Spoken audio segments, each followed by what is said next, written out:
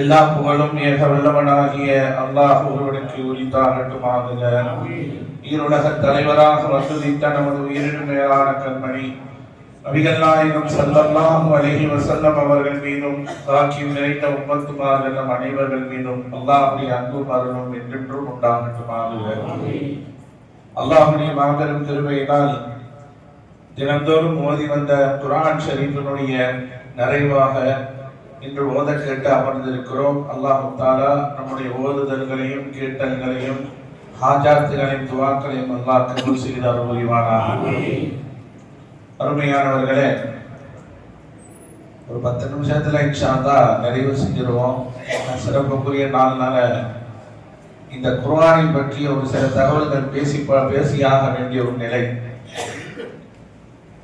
குர்ஆன் சார்ந்த ஒரு சில தகவல்களை நாம் விளங்க வேண்டும். குர்ஆனுக்கு இன்னொரு பெயர் ஒன்று இருக்கிறது, அதுதான் கலாமுல்லாஹ் என்று சொல்வார்கள். கலாம் அப்படின்னா என்னதுன்னா பேச்சு அப்படின்னு அர்த்தம். அல்லாஹ்னா அல்லாஹ், கலாமுல்லாஹ்னா அல்லாஹ்வுடைய பேச்சு. குர்ஆன் என்பது ஒரு வேதம் என்று மட்டுமல்ல, வணக்க வழிபாடுகளுக்கு வழிகாட்டக்கூடியது மட்டுமல்ல, ஒரு அடியானிடத்திலே அல்லாஹ் பேச வேண்டும் என்று வரும்போது குர்ஆனை தொடர்ந்து ஓதும் போது அல்லாஹ் நம்மிடத்திலே பேசுவதற்கு சமம் என்று பெருமக்கள் சொல்லுகிறார்கள். நாம் அடிக்கடி பயான்களில் நினைவுபடுத்திய ஒரு செய்தி தான் சையதனா அலி ரலியல்லாஹு அன்ஹு அவர்கள் கடைபிடித்த ஒரு விஷயம் என்னவென்றால், அவர்கள் சொல்லுவார்கள், நான் அல்லாஹ்ட்ட பேசுறது ஒண்ணு இருக்கு, அல்லாஹ் என்கிட்ட பேசுறது ஒண்ணு இருக்கு. நான் எப்பெல்லாம் அல்லாஹ்ட்ட பேசணும்னு நினைக்கிறேனோ அப்பெல்லாம் தக்பீர் கட்டி தொழுகையில் நின்றுடுவேன். ஏனென்றால் ஒவ்வொரு தொழுகையும் மூமின்களுக்கு மெஹராஜை போல. அப்ப மேராஜ் என்பது அல்லாஹ்விடத்தில் பேசுவது உறவாடுவது போல. அதனாலதான் தொழுகும் போது யாராவது குறுக்க வந்தா அப்படி தடுக்கிறது. என்ன அர்த்தம்? நான் என் ரப்பிட்ட பேசிக்கிட்டு இருக்கிறேன் அப்படின்னு சொல்லி தடுக்கிறதுக்கு காரணம் அதுதான். இப்ப அல்லாஹ் என்கிட்ட பேசணும் அப்படின்னு நினைச்சேன்னா குர்ஆனை திறந்து வச்சு நான் ஓத ஆரம்பிச்சிருவேன். குர்ஆன் ஓதுவது என்பது அல்லாஹ் என் இடத்துல பேசுவது போல. அப்ப குர்ஆன் என்பது இன்னைக்கு வேண்டுமானால் நமக்கு அரபியில் இருக்கிறதுனால அதோட விளக்கங்கள் அர்த்தங்கள் தெரியாம இருக்கலாம். ஆனால் ஒவ்வொரு வசனங்களும் சாதாரண விஷயம் அல்ல. அல்லாஹ் தஆலாவுடைய பேச்சு, அல்லாஹ்வுடைய பேச்சு என்பது சாதாரண விஷயம் அல்ல. இன்னைக்கு ஒரு மீட்டிங் போட்டாங்கன்னா, கட்சி மீட்டிங் போட்டாங்கன்னா, அந்த கட்சியினுடைய முக்கியஸ்தரோ அல்ல தலைவரோ அல்லது நாடாளக்கூடிய அரசர்களோ பேசுறாங்க அப்படின்னா மொத்த மீடியாவும் என்ன செய்யுது? அவர் பேச்சை எதிர்பார்த்துக்கிட்டு இருக்கு. அடுத்து என்ன பேச போறார், அடுத்து என்ன சொல்ல போறார், அடுத்து என்ன வாக்குறுதி கொடுக்க போறார், டோட்டல் எல்லாமே கவர் பண்ணிடும். ஆனால் ஒரு மனிதன் பேசும்போது, ஒரு தலைவர் பேசும்போது இந்த ஒரு கவனிப்பு என்றால், அல்லாஹ்வுடைய பேச்சு என்பது சாதாரண விஷயம் அல்ல. என்ன சொல்ல வர்றான் அல்லாஹ், உலகத்திற்கு அல்லாஹ் என்ன அறிமுகப்படுத்த வரான், இதுதான் நம்ம விஷயமே. அருமையான பெருமக்களே, இந்த குர்ஆனை ஓதக்கூடிய அந்த தருணத்திலே நாம் செவிதாண்டி கேட்பதின் மூலமாக அல்லாஹ் சொல்றான், குர்ஆன் ஓதப்பட்டால் செவிதாண்டி கேளுங்கள், நீங்கள் ரஹ்மத் செய்யப்படுவீர்கள். அல்லாஹ்வுடைய ரஹ்மத் வேணும்ல, அல்லாஹ்வுடைய ரஹ்மத் கிடைக்குதா என்ன செய்யணுமா? குர்ஆனை ஓதுறதை கேட்கக்கூடிய இந்த நிலை அல்லாஹ்வுடைய ரஹ்மத்தை பெற்று தரணும். அருமையானவர்களே, இந்த ரஹ்மத்தை பெற்று தரக்கூடிய பெரும் பாக்கியமாக இந்த குர்ஆன் திகழ்ந்து கொண்டிருக்கிறது. குர்ஆன் சார்ந்த விஷயங்கள் நிறைய இருக்கு. நான் சுருக்கமா ஒரு 2 விஷயத்தை மட்டும் சொல்லி முடிக்கிறேன். நீங்க குர்ஆனமா மட்டும் நம்ம பார்க்கிறோம். ஆனா ஸல்லல்லாஹு அலைஹி வஸல்லம் சொல்றாங்க, குர்ஆன்ல இருக்கக்கூடிய முதல் 7 அத்தியாயம், முதல்ல 7 சூரா இருக்குல்ல, சூரத்து ஃபாத்திஹா, சூரத்து பக்கரா, சூரத்து ஆல இம்ரான், சூரத்து நிசா, சூரத்து மாஇதா, சூரத்து அன்ஆம், இது ரசூலுல்லாஹ் சொல்றாங்க, இந்த முதல் 7 அத்தியாயம் என்பது எப்படிப்பட்டது என்றால் மூசா அலைஹிஸ்ஸலாமுக்கு அல்லாஹ் கொடுத்த அந்த தௌராத்திற்கு சமமானதுன்றாங்க. மூசா அலைஹிஸ்ஸலாமுக்கு தௌராத் அல்லாஹ் கொடுத்தான். எப்படி கொடுத்தான் தெரியுமா? நமக்காவது சன்னமா வசனமா கால சூழ்நிலைக்கு தகுந்த மாதிரி அல்லாஹ் இறக்கி வச்சான். ஆனா மூசா அலைஹிஸ்ஸலாமுக்கு அல்லாஹ் தௌராத் அப்படி கொடுக்கல. டைரக்டா தூர்சீனா மலைக்கு கூப்பிட்டான், போனாங்க, மொத்த வேதத்தையும் தூக்கி கொடுத்துட்டான். அப்படியே போங்க, இதான் உங்களுக்கு வேதம். அப்படி கொடுக்கறதுக்கு இப்படி கொடுக்கறதுக்கு என்ன வித்தியாசம் தெரியுமா? லோடு ஜாஸ்தி. மொத்த லோடையும் மொத்தமா கொடுத்து மொத்தத்தையும் படிச்சு விளங்கி அவங்க அமல் செய்யணும். இப்ப பாருங்க, நம்ம குர்ஆனுக்கும் தௌராத்துக்கும் உண்டான வித்தியாசம் என்ன தெரியுமா? ஒவ்வொரு சூறாவையும் ஆயத்துகள் கூடுதல் குறைவா இருக்கு. சூரத்து பக்கராவுல 200 ஆயத்து, இன்னும் 3 ஆயத்து. குலூல சூரான 5 ஆயத்து, சூரத் ஆல இம்ரான் அது ஏகப்பட்ட இந்த மாதிரி ஆயத்துகள் முன்ன இருக்குல்ல. ஆனா தௌராத்ல இருந்து அப்படி கிடையாது, ஈக்குவலா இருக்கும். மொத்த தௌராத்ல இருக்கக்கூடிய சூரா 1000 சூரா. எத்தனை சூரா? 1000 சூரா. ஒவ்வொரு சூறாவிலையும் 1000 ஆயத்து. இப்ப அந்த மாதிரி நமக்கு கொடுத்தா என்ன ஆயிடலாம்? இப்ப தௌராத் ஓதி தராமியா தொழுவைக்கு என்ன ஆகும்? இருக்கிற 4 சூரும் காலியா போயிடும். இருக்கிறது 6666க்கு அதற்கு பார்த்து கொஞ்சம் செய்யுங்க. அங்கிருந்து போகும்போது நம்ம மேலைகளையும் பார்க்கலாம். என்னடா பார்த்து கொஞ்சம் கருணை காட்டுங்க. என்னடா கருணை காட்டுங்க? இந்த பார்த்து ஓதுங்க சத்து டாப் கீர் போட்டுறாதீங்க, நிக்க முடியல. அதாவது அல்லாஹ் குர்ஆன்ல என்ன சொல்றான் தெரியுமா? வலகத் யஸ்ஸர்னல் குர்ஆன லிذிக்ரி ஃபஹல் மின் முதக்கிர். நாம் இந்த குர்ஆனை உங்களுக்கு லேசாக ஆக்கி தந்திருக்கிறோம். எந்த வகையில லேசுங்க? எந்த வகையில லேசு அப்படின்னா எல்லா வகையிலுமே லேசு. ஓதுறதுக்கு லேசு, விளங்குறதுக்கு லேசு. அதை நம்ம அணுகிற முறையை பொறுத்துதான் அது லேசா கஷ்டமான. தொழுகையில நிற்கும் போது நம்ம ரப்புக்கு முன்னாடி நிக்கிறோம், புனிதமிக்க ரமலான்ல தொழுகிறதுக்காக நிக்கிறோம், குர்ஆனை கேட்கறதுக்காக நிக்கிறோம். அந்த ஆசையோட நின்றா அது நமக்கு லேசு. அதை கொஞ்சம் கடினமா பார்த்தோம் அப்படின்னா கஷ்டம்தான். 20 ரக்காத்து தொழும் போது 200 ரக்காத்து மாதிரி இருக்கும். அது நல்ல விதமா அணுகும் போது 200 ரக்காத்து தொழுதாலும் 20 ரக்காத்து 2 ரக்காத்து மாதிரி தான். நம்ம எல்லாம் என்னங்க தராவியால ஓதுறோம், 1 ஓதுறீங்களா, 1.25 ஓதுறீங்களா, 1.5 ஓதுறீங்களா அப்படின்னு கேட்டு நம்ம நின்று தொழுகிறோம். அல்லாஹ் தஆலா நம்ம குறையுள்ளவங்களை எல்லாம் கபூல் செய்யணும். முன்னாடி வாழ்ந்த பெரியோர்கள்லாம் இறைநேசர்கள்லாம் அல்லாஹு அக்பர் குர்ஆன் ஓதி தொழுதுருக்காங்க பாருங்க. ஒரு நாளைக்கு ஒரு இரவுல 10 ஜுஸ் 20 ஜுஸ் முழு குர்ஆனை முழுமையாக சத்தம் பண்ணி முடிச்சவங்க தான் உண்டு. நம்ம 30 நாள்ல ஒரு சத்தம் ஓதுறோம். அவங்க ஒரு நாள்ல 15 ஜுஸ் ஓதி தொழுத வரலாறுகளுடைய சம்பவங்கள்லாம் நடந்திருக்கு. அல்லாஹ் அந்த ஈமானையும் நமக்கு தந்தரல வேண்டும். அப்ப பாருங்க, அந்த யஸ்ஸர்னல் குர்ஆன் லேசாக்கி தந்திருக்கன்றான். எப்படி லேசாக்குனா தௌராத்தை கம்பேர் பண்ணி பாருங்க. தௌராத்துல 1000 சூரா, ஒவ்வொரு சூறாவிலும் 1000 வசனங்கள். இந்த 1000 வசனங்களுக்குள்ளேயே போய் பார்த்தீங்க அப்படின்னு வைங்களேன், சட்டங்களை போய் ஆய்வு செஞ்சு பார்த்தா அல்லாஹ் நமக்கு கொடுத்த சலுகைகள் ரொம்ப சலுகை. ஆனா அவங்களுக்கு கொஞ்சம் கடினமான சலுகை, கடினமான சட்டங்கள். நம்ம இன்னைக்கு மீன் சாப்பிடுறோம்ல, மீன் கடையில போன நினைச்சா மஞ்சள் மீன் இருக்கா, நல்ல துரிய பீஸா மசாலா தடை கொண்டு வா, சாப்பிடுறோம். அல்லாஹ் நமக்கு இன்னைக்கு ஹலால் ஆக்கி வச்சிருக்கான். ஆனா மூசா அலைஹிஸ்ஸலாமுடைய கௌமுக்கு பனி இஸ்ரவேலுக்கு மீன் சாப்பிடுறது ஹராம். ஹராம். நமக்கு ஒட்டக இறைச்சி சாப்பிடுறது ஹலாலாக்கப்பட்டிருக்கு. மூசா அலைஹிஸ்ஸலாமுடைய சமுதாய மக்களுக்கு ஒட்டக இறைச்சி ஹராம். ஒண்ணு இல்ல, நம்ம ஆடை இருக்கு, ஒரு நஜீஸ் பட்டுருச்சு, நம்ம நஜீஸோ அல்லது நம்ம பிள்ளைங்களை தூக்கி வச்சிருக்கோம், சிறுநீர் கழித்து நஜீஸ் ஆயிடுச்சு. என்ன சட்டம்? தண்ணியை போட்டு கலசி அலர்த்தணும் அப்படின்னா அது போயிடுச்சுன்னா நஜீஸ் போயிடுச்சுன்னா திரும்ப அந்த ஆடையை பயன்படுத்திக்கலாம். இதுதான் நம்ம சட்டம். நமக்கு முன்னாடி அல்லாஹ் தந்த சலுகை. மூசா அலைஹிஸ்ஸலாமுடைய சட்டம் என்ன தெரியுமா?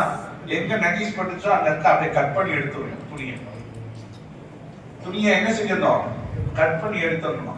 இதான் முன்னாடி சட்டம். இப்ப ஆல்ரெடி நஜீஸ் எல்லாமே நம்மால் கட் பண்ணி தான் போட்டுட்டு இருக்கான். சீச் பண்ணேன் அங்க பார்த்த ஓட்ட வாட்டியா இருக்குட்டே கிழிஞ்சு இருக்கிறாங்க, எல்லா சத்து பேசுங்க அப்படின்னா.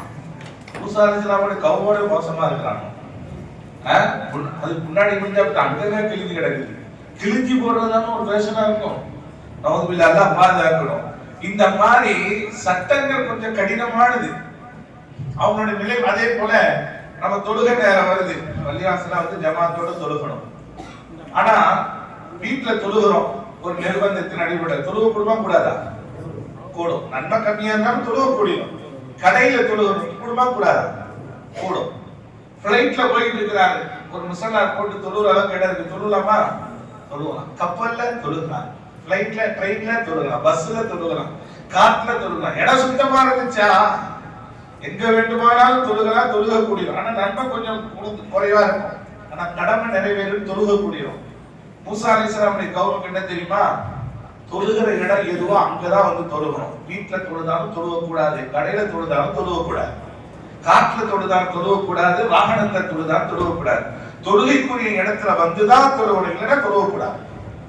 என்னங்க அவங்க சட்டம் அப்படின்னா இதோட பெரிய விஷயம் என்ன தெரியுமா? நம்ம எவ்வளோ பாவம் செஞ்சாலும் நமக்கு அல்லாஹ் மட்டும்தான் தெரியும். அந்த கௌமுக்கு எல்லாம் அந்த ஒரு விஷயத்தை வச்சிருந்தான். நைட்டு ஒருத்தர் விபச்சாரம் பண்ணிட்டு வந்தான்னு வைங்க, மறுநாள் அவன் வீட்டு வாசல்ல எழுதியிருக்கணும், அப்படியா நேரத்தி சம்பவம் பண்ணிட்டான். காமெடிக்கு இல்ல, எழுதப்படும். திருடினானா இவன் நேற்று திருடினான், வீட்டு வாசல்ல என்ன செஞ்சிருப்பான், டிஸ்பிளே வாங்கி. இப்படி ஒரு சட்டம். இப்ப நம்ம இருந்துச்சுன்னா என்ன ஆகும்? வீட்டு வாசல்ல பெயிண்ட் எழுதிட்டாருல, பூரா அப்படியே எஸ்ஏ மாதிரி இருக்கும். 10 மணிக்கு இதை பண்ணா, 11 மணிக்கு இதை பண்ணாங்க. அல்லாஹு அக்பர். அல்லாஹ் நம்மளை பாதுகாத்துட்டான். எந்த குறையும் வெளிப்படுத்தினா அசிங்கப்படுத்த நாடல. இன்னைக்கு நீ தௌபா செஞ்சா மன்னிச்சிடன்றாங்க. இப்படி சொல்லிக்கிட்டே போலாம். தௌராத்துடைய வசனங்கள் மட்டுமல்ல, சட்டங்களும் கொஞ்சம் கடுமையா தான் இருந்துச்சு. அதெல்லாம் வச்சு கம்பேர் பண்ணி பார்க்கும்போது நம்ம ஓதுன குர்ஆன் என்னது, ரொம்ப லேஸ், ரொம்ப ரொம்ப லேஸ். அப்போ அதெல்லாம் வச்சு பாருங்க. அது மட்டுமல்ல, அந்த தௌராத்தை நம்ம ஓத முடியல, அதனுடைய சட்டங்களை விளக்க முடியலன்னா கூட ஸல்லல்லாஹு சொல்றாங்க, முதல் 7 அத்தியாயத்தை யார் ஓதுகின்றாரோ தௌராத்தை ஓதி விளங்கிய அந்த நபருக்கு கிடைக்கக்கூடிய கூலியை பெறுகிறார். அடுத்து சொன்னாங்க, அடுத்து வரக்கூடிய 11 வசனங்கள், 11 அத்தியாயம், 11 சூறாக்கள், அது எதுக்கு சமமானது தெரியுமா? தாவூத் அலைஹிஸ்ஸலாமுக்கு கொடுக்கப்பட்ட அந்த சபூர் வேதத்திற்கு உண்டான கூலியை போல, நன்மையை போல, பிரதியை போல அல்லாஹ் எனக்கு அதுக்கு அடுத்து 11 வசனங்கள் எனக்கு கொடுத்திருக்கிறான். எத்தனை ஆச்சு? 18. அதுக்கப்புறம் சொன்னாங்க ஸல்லல்லாஹு அலைஹி அவர்கள், ஈசா அலைஹிஸ்ஸலாமுக்கு கொடுக்கப்பட்ட அந்த இன்ஜீல் வேதத்துக்கு சமமாக அதுக்கு அடுத்து உள்ள 20 அத்தியாயத்தை அல்லாஹ் எனக்கு பகரமா தந்திருக்கிறான். மொத்தம் எவ்வளவு ஆச்சு? 38 ஆச்சு. ஒரு 38 சூறாவை ஒருத்தர் ஓதிட்டார் அப்படின்னா, தௌராத், ஜபூர், இன்ஜீல், இந்த வேதத்தை அவர் முழுமையாக ஓதியதற்கு சமமாக ஆகிறார் என்பதாக நபிகள் நாயகம் ஸல்லல்லாஹு அலைஹி வஸல்லம் சொல்லி காட்டிவிட்டு 38ல இருந்து 39வது சூறா 114 வரைக்கும் என்னுடைய உம்மத்துமார்களுக்காக அல்லாஹ் எனக்கு பிரத்யேகமான தந்த சூறாக்கள். அதுலதான் இந்த அத்தியாயங்கள் இருக்கு, அதுலதான் சுலூலா சூறா இருக்கு. அதைத்தான் 2 அடி அடிச்சு நம்ம தொழுதுட்டு இருக்கிறோம். இது வந்து என்னென்ன எதுக்கு சொல்ல வர அப்படின்னா, அல்லாஹ் சொல்றான், நீ தக்பீர் கட்டி சூரத்து பக்கரா ஓதல, உன் தொழுக கூடாதுன்னு என்ன செய்ய முடியும்? எல்லாரும் பக்கரா ஓத முடியுமா? ஒரு தடவை ஹாஃப்ஸா பக்கரா ஓதி தொழு வச்சிட்டாரு. உங்களுக்கு எல்லாம் ஞாபகம் இருக்காது, ஒரு 2 வருஷம் இருக்கும், 3 வருஷம் இருக்கும். அன்னைக்கே ஹாஃப்ஸாவை தூக்க வேண்டியது அப்படின்னு அளவு போயிடுச்சு. அதாவது ஹாஃபியல்களை வந்து நம்ம குறை சொல்லவே கூடாது, நம்ம சொல்லலாம். ஹஸரத் சூழ்நிலை கொஞ்சம் பார்த்து அல்ஹம்துலில்லாஹ் பிடிச்சிக்கணும். என்ன இவ்வளவு தூரம் ஓதிட்டார், பக்கரா தான் ஓதிக்கிறார். ஒரு வாட்டி ஸல்லல்லாஹு அலைஹி வஸல்லம் தக்பீர் கட்டி ஓத ஆரம்பிச்சிட்டாங்க. பின்னாடி இருந்து சஹாபாக்கள் என்ன பண்ணாங்கன்னா, ஆர்வத்துல ரசூலுல்லாஹ்வோட நம்மளும் சேர்ந்து தொழுவோமே சொல்லி தக்பீர் கட்டிட்டாங்க. அங்கெல்லாம் ஜுஸுலாம் கிடையாது, அப்பலாம் சூரா கணக்கு தான். பின்னாடி தான் ஜுஸுக்கெல்லாம் பிரிக்கப்பட்டது. ஓதுறாங்க ஸல்லல்லாஹு அலைஹி வஸல்லம் பக்கரா ஓதிக்கிட்டே இருக்கிறாங்க. பின்னாடி நின்று அந்த சஹான் தக்பீர் கட்டியாச்சுல, சலாத் கொடுக்குறவனே உள்ள என்ட்ரி வெளியே எக்ஸ்ரே பண்ண முடியாது. நின்றுட்டே இருக்கும்போது சரி பக்கரா முடிஞ்ச உடனே ருக்குக்கு போவாங்கன்னு நினைச்சாங்க. பிஸ்மில்லாஹிர் ரஹ்மானிர் ரஹீம். அடுத்து ஆல இம்ரான் ஆரம்பம். ஓச்சா ஏற்கனவே பக்கரா 2.5 ஜுஸ், அடுத்து ஆல இம்ரான் 4ஆம் ஜுஸ்ல தான் முடியுது. சரி ஏதோ நிப்போம், ஆல இம்ரானை ஓதி முடிச்சாக்க ருக்குக்கு போவாங்கன்னு நின்றாரு. முடிச்ச உடனே பிஸ்மில்லாஹிர் ரஹ்மானிர் ரஹீம் சூரத்து நிசா ஆரம்பம். இவர் பார்த்தாரு, ஆஹா சரி நீ ஏதோ இழுத்து பிடிச்சி நிசா முடிஞ்ச உடனே நிப்பான்னு பார்த்தா சூரத்து மானிதா போகுது. இவர் பார்த்தாரு, அஸ்ஸலாமு அலைக்கும் வரஹ்மத்துல்லாஹ், யா ரசூலல்லாஹ், யா ஹபீபல்லாஹ், காலெல்லாம் டவுசர் கொண்டு அவர் பாட்டு போயிட்டாரு. இப்படி எல்லாம் நடந்திருக்கிறது. பெருமானார் ஸல்லல்லாஹு அலைஹி வஸல்லம் கேட்டிருக்கிறாங்க. இன்னொன்னு என்ன தெரியுமா, நம்ம ரசூலுல்லாஹ் சாதாரணமா நினைக்கிறோம். நீங்க ரசூலுல்லாஹ் சாதாரணமா நினைக்கிறாங்க. குர்ஆனுடைய ஆயத் இறங்குதுல, வஹி இறங்குதுல, அந்த வஹியை பத்தி எழுதுறாங்க. ஒரு வாட்டி ரசூலுல்லாஹ்வுக்கு ஜிப்ரீல் அலைஹிஸ்ஸலாம் வஹியை கொண்டு வந்து சமர்ப்பிக்கிறாங்கன்னா, அந்த வஹியுடைய ரணம் எப்படி இருக்கு தெரியுமா, அந்த வேதனை எப்படி இருக்கு தெரியுமா? ஒரு தாய் ஒரு பிள்ளையை பெற்றெடுப்பதற்கு உண்டான அந்த வேதனையை ரசூலுல்லாஹ் பெறுவாங்க. ரசூலுல்லாஹ் ஒரு வாட்டி வஹி பெறுறாங்கன்னா ஏதோ போஸ்ட்மேன் சொல்லி கொடுக்கிற அந்த வார்த்தை மாதிரி இல்ல, நம்ம வாட்ஸ்அப்ல மெசேஜ் படிக்கிற மாதிரி இல்ல வஹி. ஒரு வஹியை அவர்கள் தாங்க வேண்டும் என்றால், ஒரு குழந்தையை பெற்றெடுக்கக்கூடிய ஒரு தாய் என்ன ரணத்தை என்ன வேதனை, சுருக்கமா சொல்லப்போனா மறுபலப்புன்னு சொல்லலாம். அந்த வேதனையை ஒவ்வொரு வாட்டியும் வஹியின் போது ஸல்லல்லாஹு அலைஹி வஸல்லம் அவர்கள் அனுப்பிச்சாங்க. ஒரு வாட்டி என்ன ஆச்சுன்னா, ரசூலுல்லாஹ் ஆயிஷா நாயகி மடியில படுத்து கிடக்கிறாங்க. மனைவியுடைய மடியில படுக்கிறது ஒரு சுன்னத். எல்லாரும் கேட்டது அந்த சுன்னத்தை ஹயாத்தா நாளையில இருந்து ஆரம்பிக்கும். ரமலான் முடிஞ்ச பிறகு எல்லா பயான் விட்டுருவாங்க. பாத்திமா ஹஸரத் நீ பயான் பண்ண கேட்டியா, தாள நீட்டு படுக்கணும், சுன்னத்தை ஹயாத்தாக்கணும். ஆமா, அது ஒன்றும் பிரச்சனை இல்லை. ஆனா ரசூலுல்லாஹ் அப்படி மடியில படுத்து இருக்கும்போது வஹி வந்துருச்சு. வஹி வந்த உடனே ஆயிஷா நாயகி சொல்ல வரக்கூடிய செய்தி இதுதான். ஆயிஷா நாயகி சொல்றாங்க, அந்த வஹியினுடைய தாக்கத்தை ரசூலுல்லாஹ்வுக்கு வந்த உடனே மடியில ரசூலுல்லாஹ்வுடைய தலை இருக்குல்ல, என்னுடைய எலும்பெல்லாம் நொறுங்கி சுக்கு நூறாக போகக்கூடிய அளவிற்கு பாரத்தை நான் உணர்ந்தேன். ரசூலுல்லாஹ்வுக்கு தான் வஹி வருது. ரசூலுல்லாஹ்வுடைய வஹியுடைய தாக்கம் என்னன்றத ஆயிஷா நாயகி சொல்றாங்க, என் மடியில ரசூலுல்லாஹ் மொத்தமா உட்காரல, தலை மட்டும்தான் இருக்கு.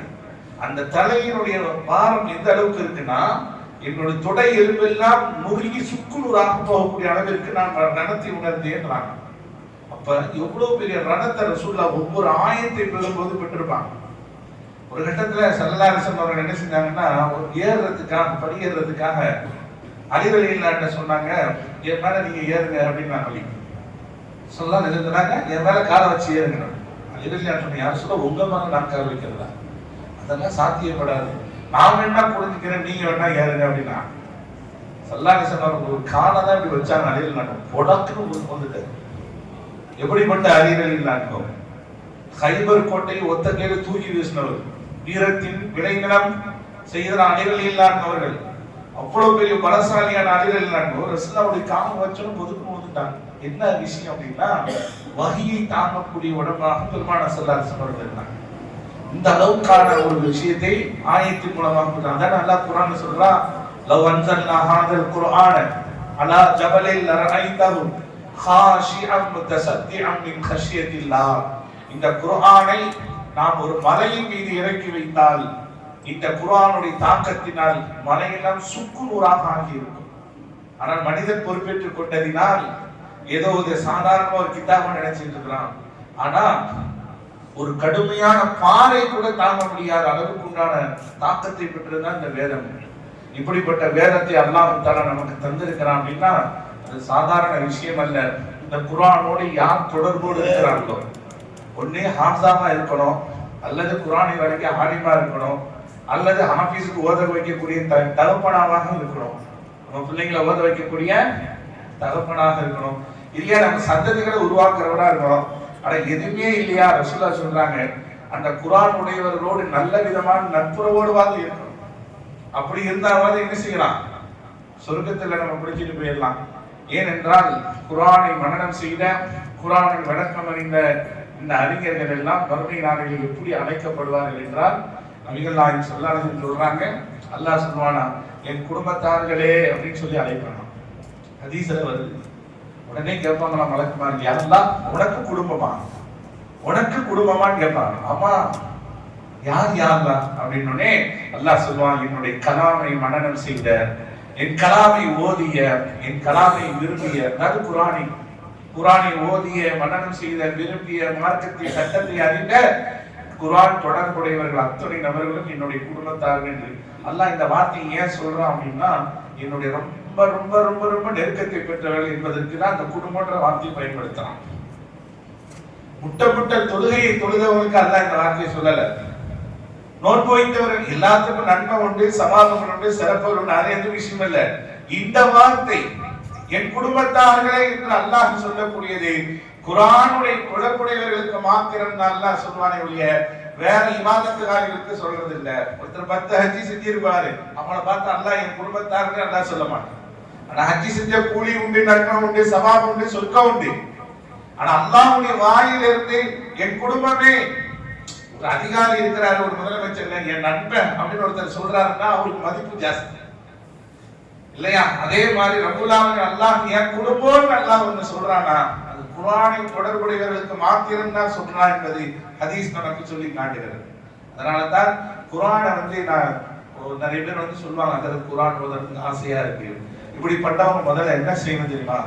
முதல்ல குர்ஆன் ஓதுறதுக்கு முயற்சி ஒரு பக்கம் இருந்தாலும் அந்த குர்ஆன் டெய்லி ஒரு பக்கமாவது பாருங்க.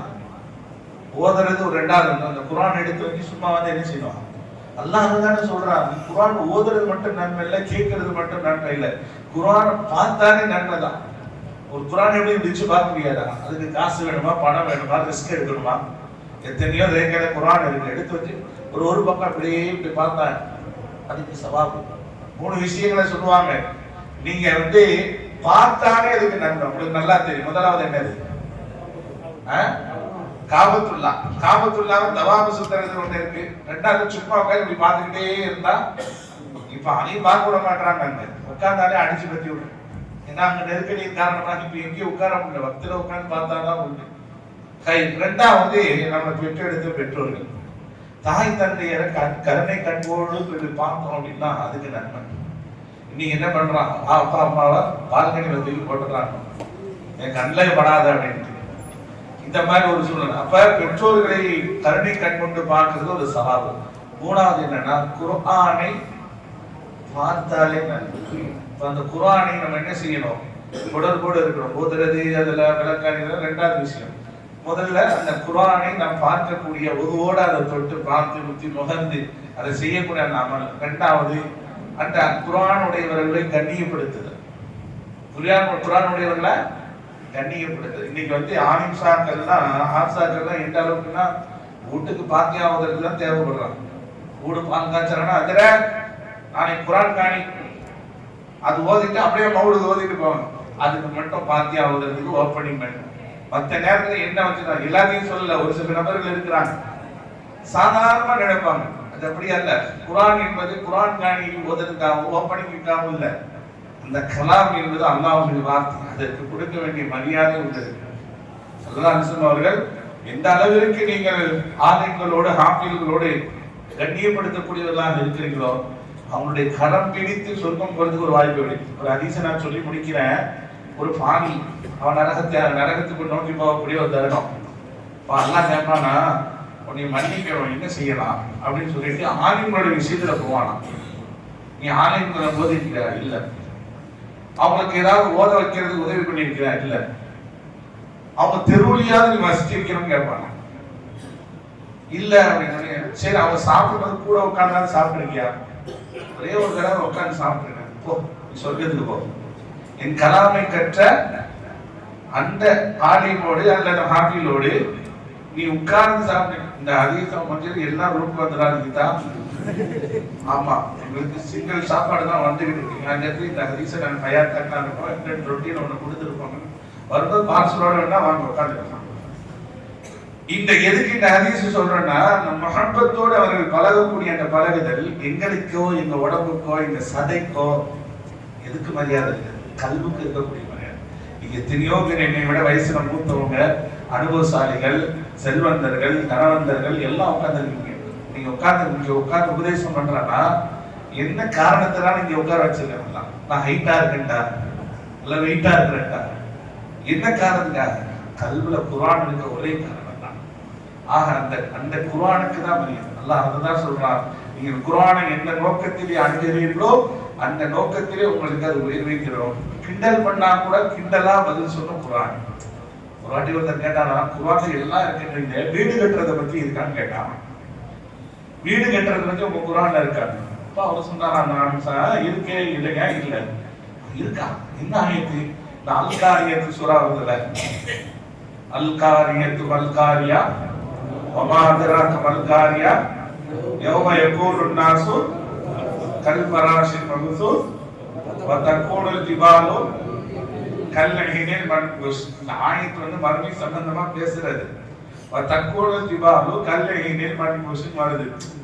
அதான் மறுமை நாளையில மலைகள் எல்லாம் தூள் தூளாக பஞ்சு பஞ்சாக பறக்கணும். அந்த ஆயத்தை அனுப்போம். ஒரு வீடு கட்டுறதை பத்தி கேட்டார்ல, கல்ஹினில் மன்ஃபூஸ், ஓ கல்லை வச்சு மண்டை பூசிலாம் வீடு கட்டுறது அப்படின்ட்டாங்க. நகைச்சுவையாக கிண்டலாக குர்ஆன் அணுகும்போது கிண்டலாக பதில் சொல்ல வேண்டிய ஒரு சூழ்நிலைகள் இருக்கிறது. அதே போல அஹ்லல் திக்ரி இன் குன்தும் லா தஅலமூன். ஒருத்தர் வந்து இப்படி நக்கலா கேட்டாராம், எல்லாம் குர்ஆன்ல இருக்குன்றீங்களப்பா, நான் ஒரு கேள்வி கேட்கிறேன், அதுக்கு பதில் சொல்ல முடியுமா குர்ஆன்ல இருந்து கேட்டாராம். சரி கேளு அப்படின்னு உடனே என்ன கேள்வி கேட்கிறானா, 1 கிலோ மைதா மாவுக்கு எத்தனை பரோட்டா வரும்? 1 கிலோ மைதா மாவுக்கு எத்தனை பரோட்டா வரும்? உங்க குர்ஆன் வந்து பதில் சொல்ல முடியுமான்னு கேட்டாராம். அப்போ அவன் சொன்னான், சொல்ல முடியும், நேரா போய் பரோட்டா மாஸ்டர் கூப்பிடுவா அப்படின்னாங்க. அவன் சொன்னா, நான் குர்ஆன்ல இருந்து தான் கேட்டேன். பொறுமையா இரு, உனக்கு விளக்கம் வரும். பரோட்டா மாஸ்டர் கூப்பிட்டாச்சு. 1 கிலோ மைதா மாவுக்கு எத்தனை பரோட்டா மாவு வரும்னு கேட்டாங்க. அந்த மார்ச் கொஞ்சம் விவரமான ஆளு, வீட்டுக்கா கடைக்கான்னு கேட்டான். அவன் சொன்னான்னா, வீட்டுக்குன்னா இவ்வளவு வரும், கடைக்குன்னா வரும். வீட்டுக்குன்னா 10 பரோட்டா போடலாம், கடைக்குன்னா இழுத்து குடிச்சு ஒரு 20 பரோட்டா போடலாம். கேட்டுக்கப்பா, இதான் வணக்கம். நான் குர்ஆன்ல இருந்தானே கேட்டேன். குர்ஆன் தான் சொல்லுது, ஃபஸ்அலு அஹ்லல் திக்ரி இன் குன்தும் லா தஅலமூன். உங்களுக்கு ஒரு விஷயம் தெரியாதவராக இருந்தால் அதை தெரிந்தவர்களிடத்திலே கேட்டு தெரிந்து கொள்ளுங்கள். நீ பரோட்டா பத்தி கேட்ட, பரோட்டா பத்தி எனக்கு தெரியும், பரோட்டா மாஸ்டர் தான் தெரியும். அதனால குர்ஆன் ஆயத்தின் அடிப்படையில் பரோட்டா மாஸ்டர் கூப்பிட்டு கேட்டான், உனக்கு தேவை விளக்கம் ஆயத்தின் அடிப்படையில் சொல்லியாச்சு, போதுமா அப்படின்னா வந்து அவன் வாயை பத்திட்டு போனான். இந்த மாதிரி பல விளக்கங்களுக்கு குர்ஆன் பதில் சொல்லிக் கொண்டிருப்பது என்பதுதான் பெரிய ஆச்சரியம். அப்படிப்பட்ட ஒரு குர்ஆனோட தொடர்போடு நாம் பயணிக்கக்கூடியவர்களாக இருப்போம். அல்லாஹ் நல்லா அதற்கு அருள் புரிவானாக. இன்ஷா அல்லாஹ் சிறப்பான முறையில 12வது வருடம் இந்த வருஷத்தோட ஹாஃபிஸ் அவர்கள் நமக்கு வந்து தராவி தொழு வச்சுருக்கிறாங்க. அதே போல ஒவ்வொரு வருஷமும் கண்ணியமான முறையில நிர்வாக பெருமக்கள் அவர்களுக்கு அழைப்பு கொடுத்து அவர்களை கண்ணியப்படுத்தி ஒவ்வொரு வருஷமும் அனுப்புறதுனால தான் அவங்க அடுத்த வருஷம் வர்றாங்க. ஒரு வருஷமா ஒரு ஹாஃபிஸா வர்றாரு அப்படின்னா அதுக்கு என்ன காரணம் தெரியுமா? ஒன்னே நிர்வாகம் கண்ணியமா நடத்துது, இன்னொரு மஹல்லா வாசிகள் கண்ணியமா நடத்துது. நீங்க தான் இது வந்து ஒரு பெரிய காரணம் தான். இதுக்கு மேல என்னால பொறுக்க முடியாது அப்படின்னு அருமையானவர்களே, டைமாகிட்டு இருக்கு. அப்ப உண்மையாகவே உங்க மேல ஒரு நல்ல அபிப்பிராயம் ஹாஃபிஸுக்கு இருக்கு. ஏன்னா நாங்க பேசிக் கொடுக்கும்போது சொல்லுவாங்க, நான் பல மஹல்லாக்களை போய் பார்க்கும் போது அல்லாஹ்வுடைய கிருபை கொண்டு எல்லா மக்களும் நேசத்தோட மாசத்தோட நடந்து கொள்றாங்க, அதுல ரொம்ப சந்தோஷம் அப்படின்ட்டு அவங்க அடிக்கடி சொல்லக்கூடிய ஒரு விஷயம் நான் உங்களை சமர்ப்பித்தேன். அவங்க வர்றதுக்கு ஒரு காரணமும் உங்களுடைய ஆதரவும் அன்பும் தான். அல்ஹம்துலில்லாஹ், அல்லாஹ் இந்த அன்பை கியாமத் நாள் வரும் வரைக்கும் தொடர செய்வானா.